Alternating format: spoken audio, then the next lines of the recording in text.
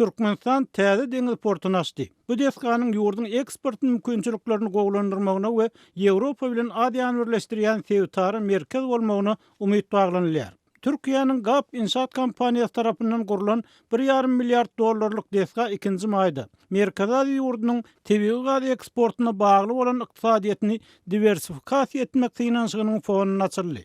Ýurdun valyuta girdijileriniň ýeketäk çeşmesi bolan gaz eksporty Türkmen gazynyň esas aljysy bolan Orset 2016-njy ýylda gaz narhy üstünäki dawa derarly gaz importyny betedeninden soň düýpli kemerli. Hökümetiň maglumatlaryna görä täze Türkmenbaş porty Türkmenistanyň ýük dolanşygyny 3 hisseden gowrak artdyrar. Ýagny ýylda 25-26 million tonna çenli ýetirer. Açyk deňde çykalgasy bolmadyk Kaspy deňzi regionuna sögda we ýük gatnagynyň möhüm nokatlarynyň biri bolup durýar. Новый морской порт призван стать важнейшим звеном формирования современной системы морских перевозок. Türkmenistan prezidenti Gurbanuly Berdimuhammedow deskanyň açylyş dabarasynda çykyş edip, täze portuň döwrewap deňiz transport ulgamyny wajyp çatyryk boljakdygyny we Gara deňiz sebitini Ýewropa, ýakyn gününe görä we Aziýa çykmak üçin amatly şertler ötjekdigini aýtdy. Создающим максимальные благоприятные условия для выхода при Черноморью на страны Европы, Ближнего Востока.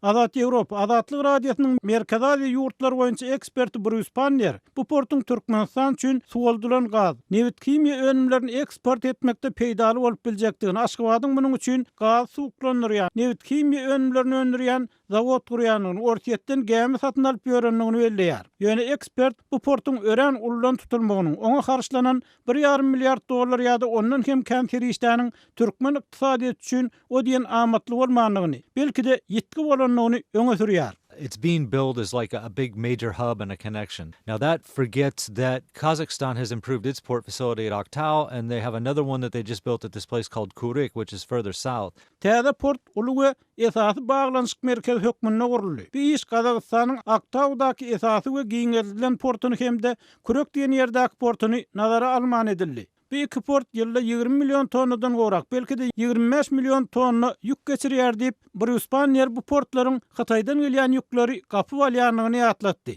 Ekspertiň pikirine görä Hataýlylar üçin Türkmenbaşdaky porta garanyna Hazaryň Gazak kenarynaky portlar has ardan düşer. Şu sebäpden häzirlikçe Türkmenbaş şäherindäki portuň halkara mansy düýpden ýok. Ol türkmen we özbek ýüklerini gatnadyp biler. Günorta Aziýadan, Ýaponiýadan, Günorta Koreýadan we Hitaýdan gelýän gemleriň ähli Gazak portlaryny ulanar diýip Panner Azatlyk radiosyna aýtdy. Şeýle-de eksport täze portuň bahasynyň aşa gymmatdygyny, $1,5-2 milyard arasynda akçykdagynyň agdalýanlygyny belläp, Türkmenistanyň kaşaňlygy, ullugy we şunyň arkasyndan adabraýa kogulaşmaklygynyň ýurdun ykdysadyýetyne uly ýan ýetirýändigini üns çekdi. Bruce Panner'iň pikirçe Türkmenistan işleýän şol wagtda hem beýle gymmat bolmadyk deskalar gursa gowy bolardy. Garagymda urulýan Beýik Türkmen köli, Hazarda gurulýan emeli adaýaly deskalar gurmak gerek därli. Türkmenbaşda newit kimya önümlerini eksport etmek üçin port gerek.